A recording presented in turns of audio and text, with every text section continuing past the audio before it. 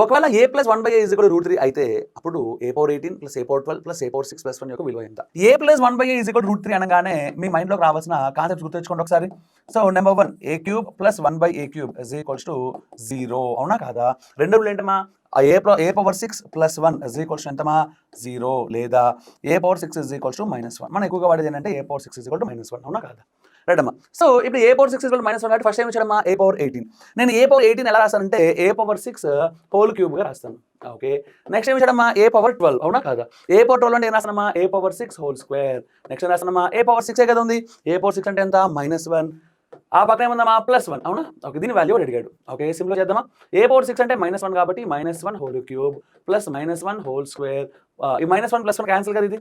Okay, అంటే దీని గురించి మనం పట్టించుకోకర్లా. -1 హోల్ క్యూబ్ అంటే -1, -1 హోల్ స్క్వేర్ అంటే +1. సార్ మొత్తం కొట్టుకుపోయి సార్. What's the answer? 0. అంటే ఎన్నో option? First option is the answer. ఓకేనా?